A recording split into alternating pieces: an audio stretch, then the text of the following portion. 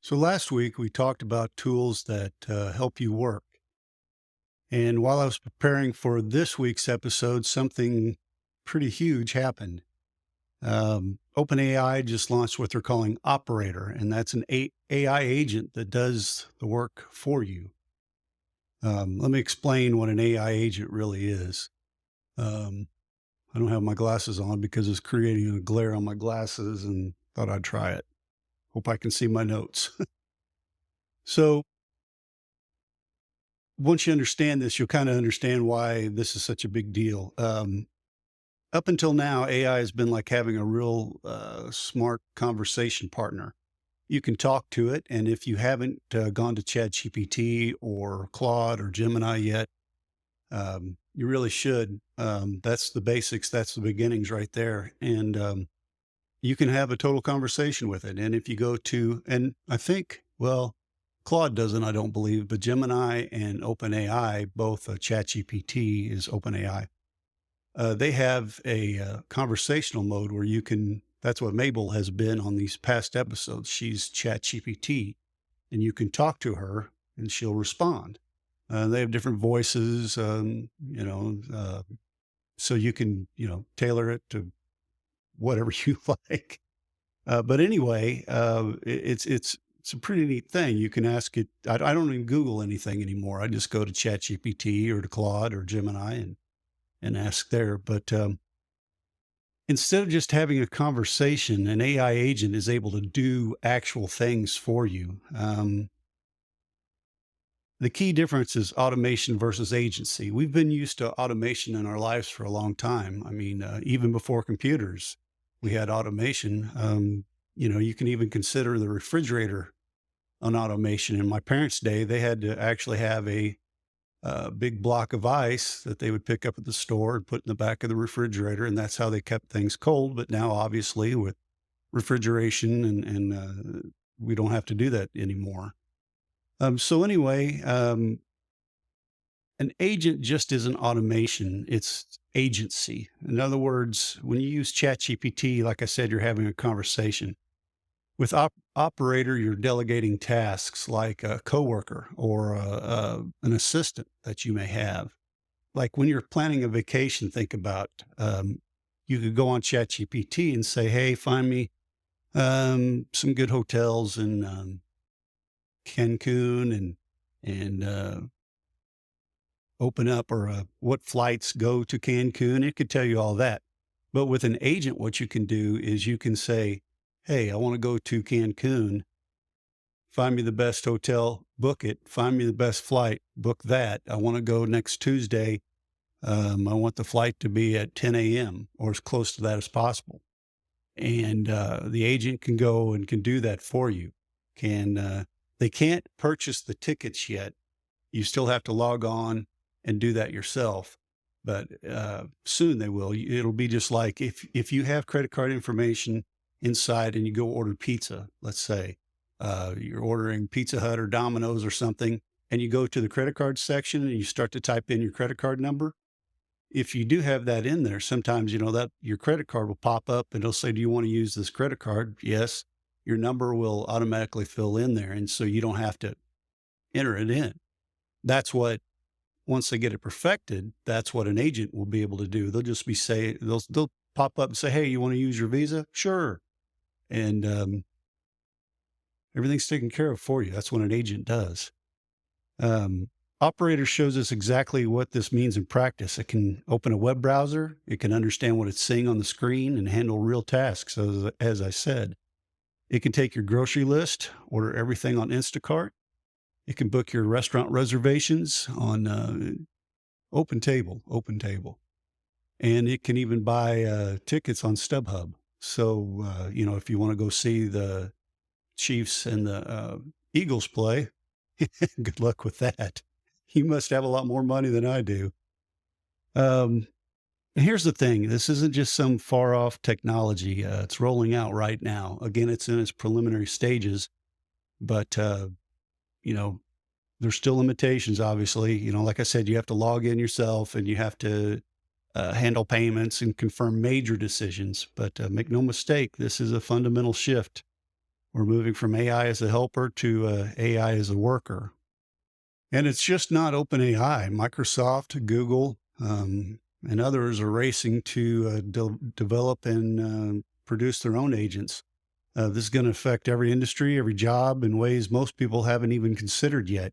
There was a comment a couple weeks ago in our comments section from an electrician who pointed out, I thought, a very interesting, it was an observation, very interesting one. Even if AI doesn't replace construction workers directly, he said, what happens when it eliminates 20% of white collar jobs? Who's going to be buying houses then?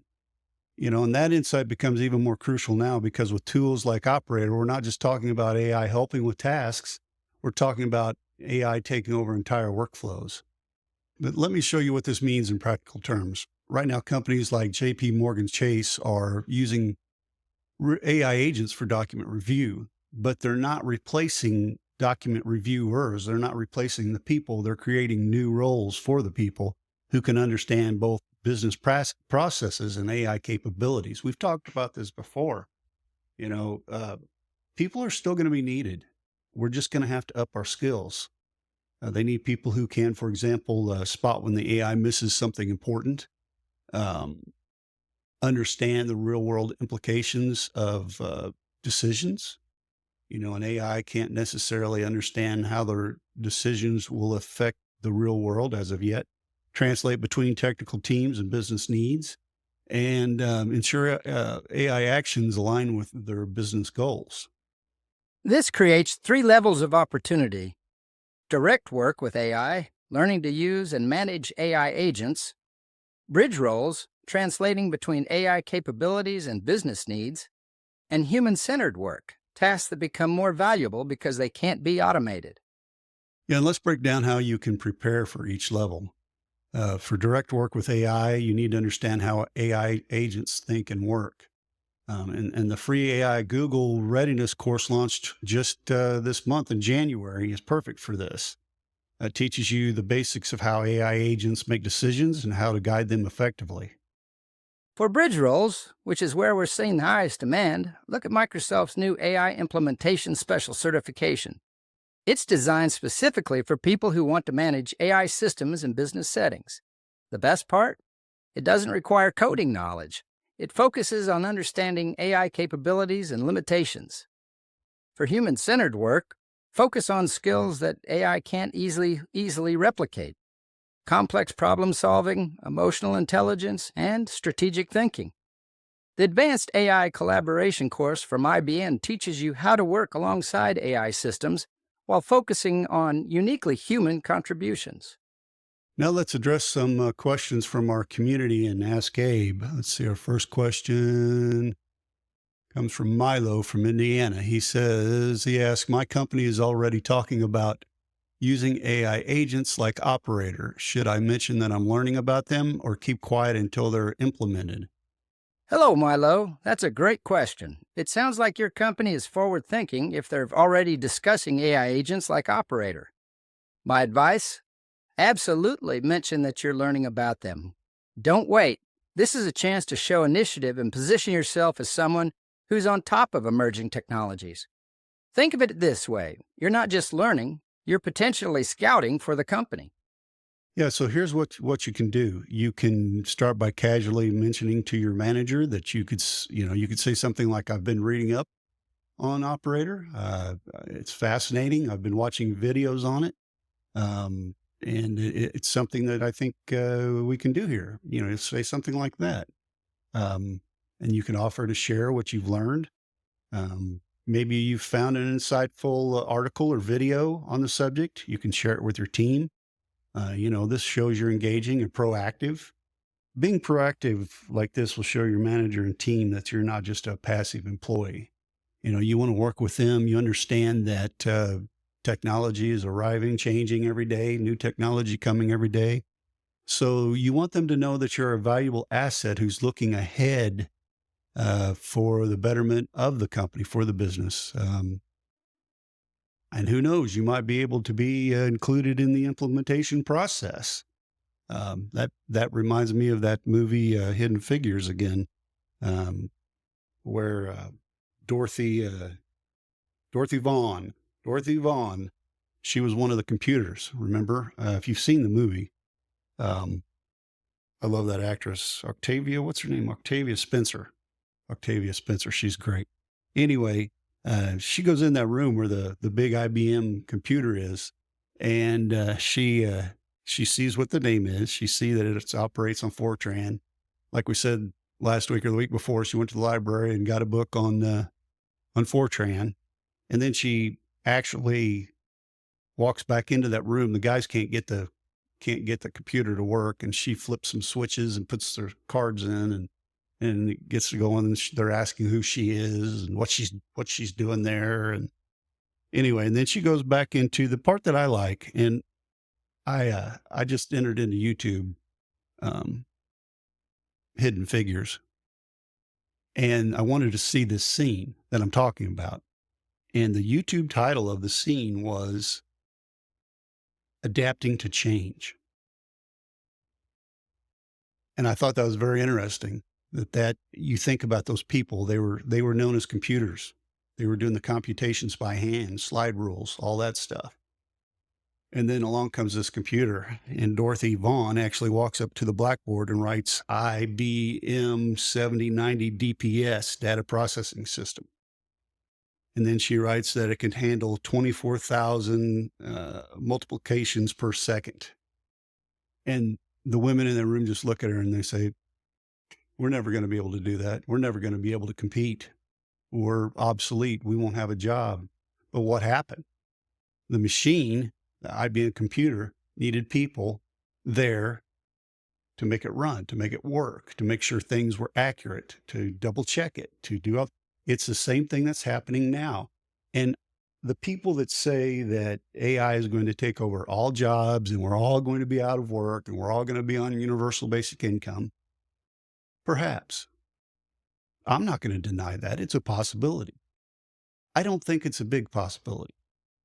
I think that as every time in our past, new jobs have come along, new technology has come along. I mean, new jobs have come along with it. Yes, but this is different. Yes, it is. When robots start, why will you need a computer in your house if you've got a robot that's connected to the internet, to the cloud? You can just ask it questions or have it spit out something for you to your printer or, as it's doing your dishes and all that other stuff. But I do think there's going to be plenty of jobs for us. And I do think that it is beneficial for us to learn and to grow and to get ahead of this stuff while we can. We will have links to all the classes that we're mentioning in this episode down below. And I'm working on a guide that will show you all the classes that you could take and the order and all of that. I should have that ready pretty soon. So, in other words, just be proactive. Okay, next question. Maria from California writes, I manage a customer service team. How long do I really have before AI agents start handling customer interactions? Hi, Maria. Thanks for reaching out. It's a common concern for customer service managers. The truth is, AI agents are already starting to handle customer interactions in some companies. But a full takeover isn't going to happen overnight. I'd say you're likely to have a window of a few years to really prepare your team. Here's what preparation looks like. Don't panic, but start planning. Think about how AI can handle basic inquiries, freeing up your human agents for more complex issues. Focus on upskilling your team. Train them on things like empathy, problem solving, and handling sensitive situations, areas where humans still excel.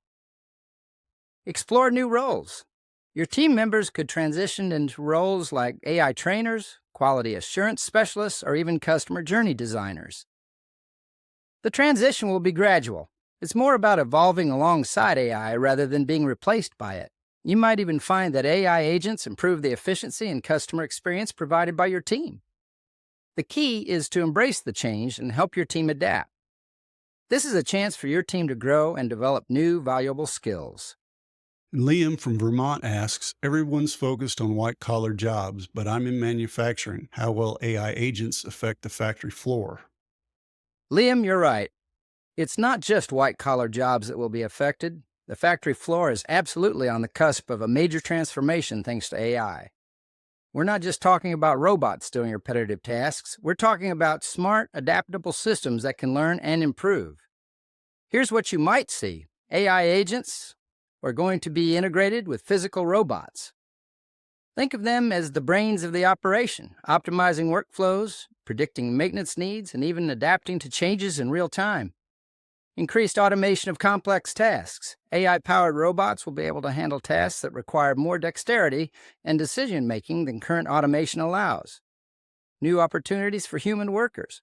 While some jobs might be automated, new roles will emerge like robot technicians, AI system overseers, and data analysts who monitor and optimize the performance of these AI driven systems. Safety could be enhanced too. AI could monitor for safety risks and adjust operations to minimize them. For someone in manufacturing like you, Liam, it's a good idea to start learning about the intersection of AI and robotics. This is a chance to become an expert in the next generation of manufacturing and to become a leader as your plant makes the transition to the era of AI and automation. Your future manufacturing is going to be about working with these smart systems, not competing against them. Yeah, and here's the bottom line. AI agents like Operator aren't just another tool. They're what's coming. They're the future. It's the beginning of a fundamental shift in how things get done. But remember this: every AI agent needs human oversight, human judgment, human wisdom. The opportunities are there if you know how to prepare. And thank you for being here, because it shows that you want to prepare. And again, I would appreciate it if you could leave a comment in the comment section and help other people who are struggling with this. And if you've taken a course, or if you have, feel free to correct me too. I'm no expert. Maybe I have a head start on some, but I'm learning as I go too. We all are. And that's what you'll notice. I don't know if you noticed, but the little display behind me usually says new episode next Tuesday. Well, there's probably going to be a new episode here in another day or two, because there's another thing that came along called DeepSeek that we need to talk about. And you may have heard it on the news. We're going to explain that. We also need to talk about the president and his 500 billion, half a $1 trillion what project, I guess you would call project, into AI, and the ramifications of that. Anyway, so yeah, please join us here in a couple days. It'll be either Thursday or Friday, maybe Friday. I'm not sure. But and if you haven't already, please subscribe to the channel. And like I say, don't hit it again. You'll unsubscribe, but always hit that like button, please. It helps us out. Please tell your friends about us if they're 40 plus and still want to work another, 20 years or whatever they want to do. We'll try to help them out. And again, like I said, the links to the classes and all that will be down below. So until next time, for Abe Lincoln, I am Luke Laffin, and thanks for watching Laughing with Lincoln. We'll see you in a couple days.